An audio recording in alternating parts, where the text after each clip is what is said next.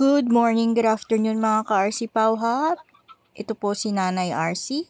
Kamusta po kayo? For today's video po, ako ay magpapaligo ng aming 10 aso. Ito po si Blue, ang aming female Shih Tzu. So, ganun pa rin po ang gagawin ko. Lilinisan ko po muna ang kanilang mga mata, gugupitan at napakahaba na po ng buhok niya sa kanyang mata. Kailangan pong linisin iyan para hindi po masundot ang kanyang mga mata. Kasi po ang Shih Tzu, kapag nasusundot lagi ang mata, nagkakaroon po sila ng katarata. So ang mga aso po hindi dapat paliguan araw-araw. Kailangan po once a week lang. At kapag umuulan po, kailangan po magpainit tayo ng tubig dahil po manghihina ang baga nila. So ngayong araw po ako ay magpapaligo ng aming 10 aso. So ito po, inuna ko si Blue. Papaliguan ko siya at medyo takot po yan sa tubig kung papansin nyo. Paikot-ikot at ayaw niya nababasa ng tubig. So bumibili lang po ako ng shampoo dyan sa online. Ayun po ang ginagamit kong shampoo sa kanila. At yung po yun yung galon, yung maramihan. So ayan na po, kinukuskus ko siyang maigi at para mapreskohan siya at hanggang mamayang hapon tulog po yan ng mga aso na yan pag napreskohan na po sila. So sa lahat ng mga karis ko po dyan at mga kapwa ko ka-vlogger, lagi po tayo mag-like and share and mag-comment po sa ating mga video at ating mga reels. So suportahan po natin ang bawat isa. So mahirap po magpaligo ng aso. Ngayon po ay day off ko, kaya po ako nakapagpaligo ng aso. 10 po ang aso ko, binibreed po namin yan. Binibenta po namin sa online ang mga kanilang mga puppies. So 2 aso ko po ang buntis ngayon, isang Shih Tzu at isang Poodle. Ini-sprayan ko po yung bibig niya ng pampaalis ng bad breath at tinututbrushan ko po sila. At minsan ayaw nila magpa-toothbrush kaya bumibili na lang po ako ng oral spray para po maproteksyonan ng kanilang paghininga at hindi ganun kabaho. So ito naman po si Lucky, ang aking black poodle. Toy pure poodle po yan. So female din po yan. Ayan din, gugupitan ko muna siya at pagkatapos ay tututbrushan. Ang likot-likot niya gusto niyang kumawala kasi nga po lagi sila nakakulong. At hindi naman ganun kalaki ang aming sala para makawala sila lahat.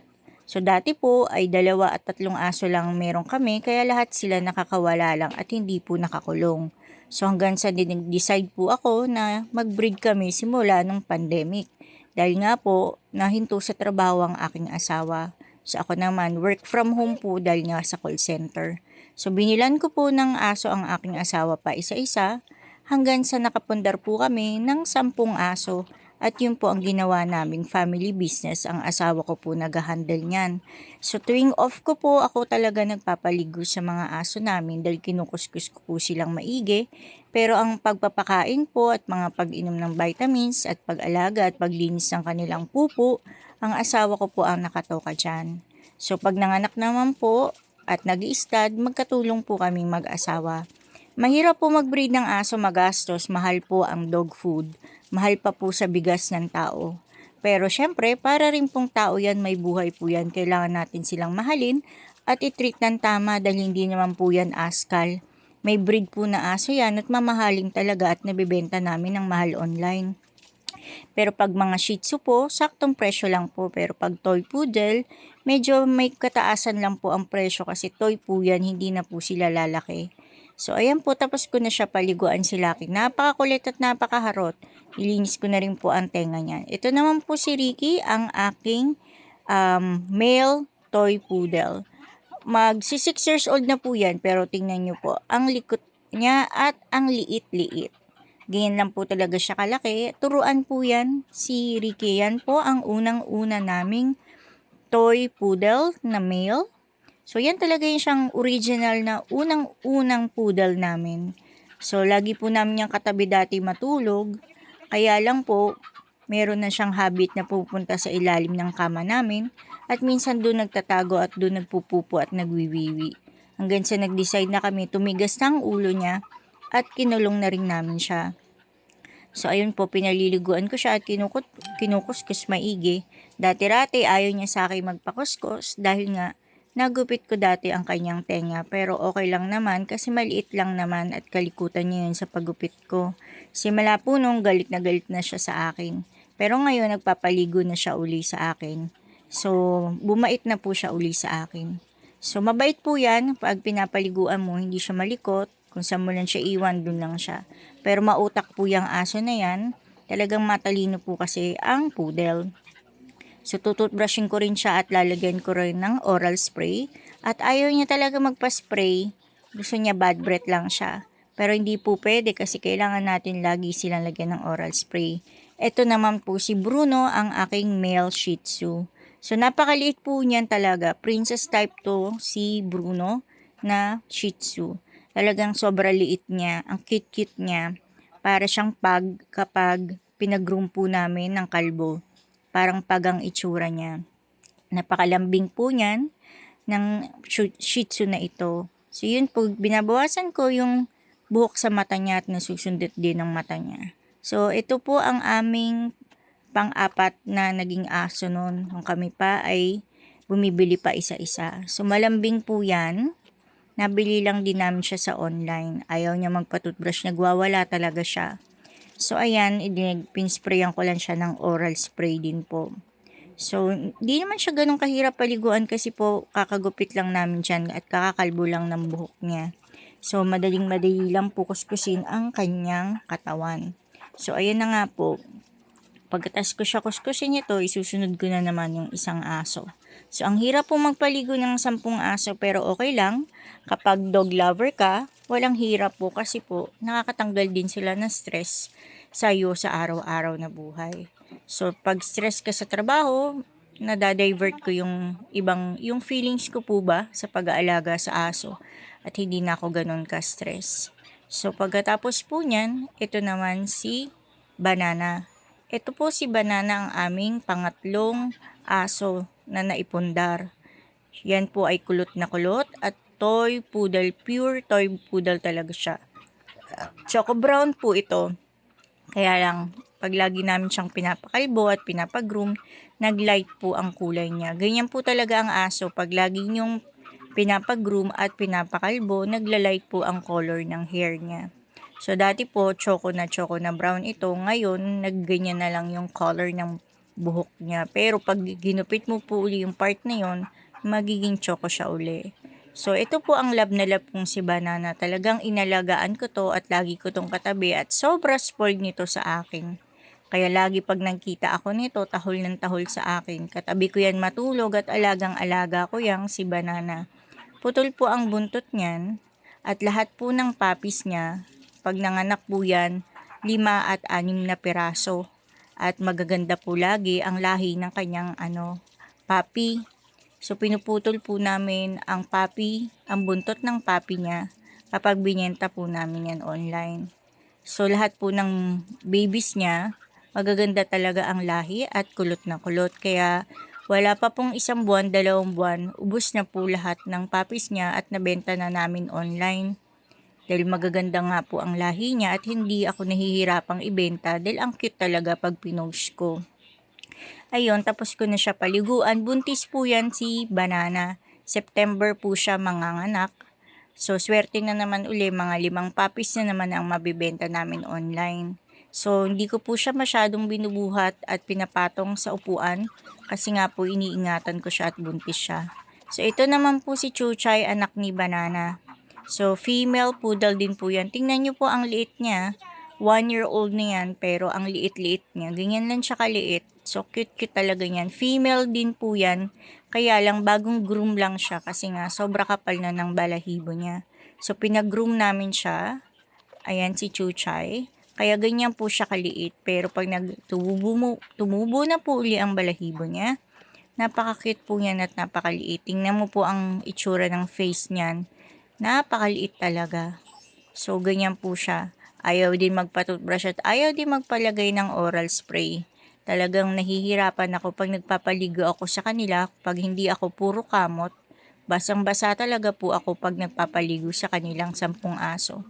So, tinutuyo ko lang po sila gamit yung tuwalyang dilaw na yan. Ayan po yung ginagamit pang linis sa kotse para mahigop po ang tubig sa kanilang mga balahibo at mabilis silang matuyo.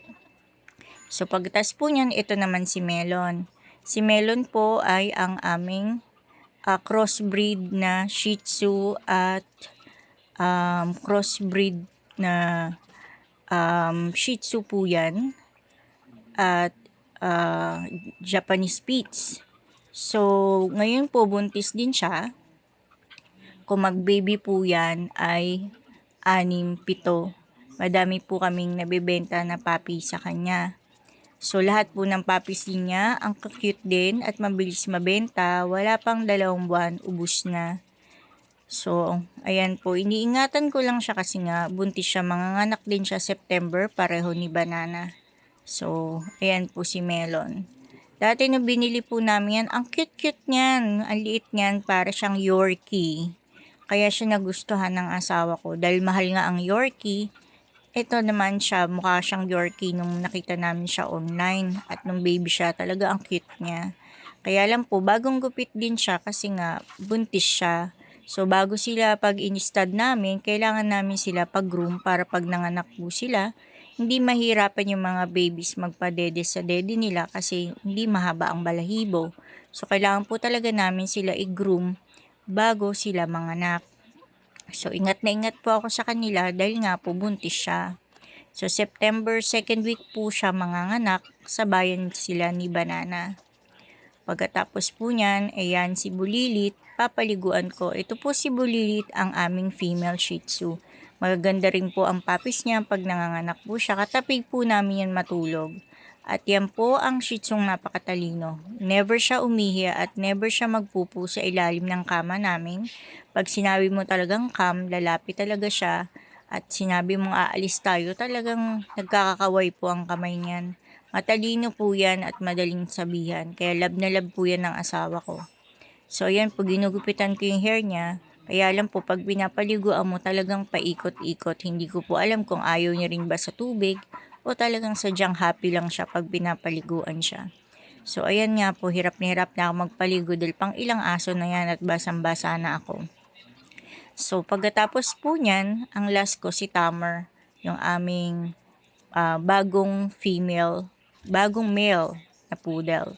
So, pagkatapos po niyan paliguan si Bulilit, isusunod ko si Tamer. So, ganun din, itututbrush ko rin siya at lalagyan ng oral spray. Ayaw magpatutbrush o matigas ang ulo. Ayaw din magpa-spray, nagwawala. O, nahihirapan ako. Pinahirapan pa talaga ako. Pero okay lang po, ganyan talaga sila. Pero hindi naman sila mananakit at mangangagat kasi kami nga po yung amo nila. So, mabait naman po yan, di rin yan mga agat sa iba. So, lahat naman yan, kompleto ang vaccine at lahat yan, kompleto rin.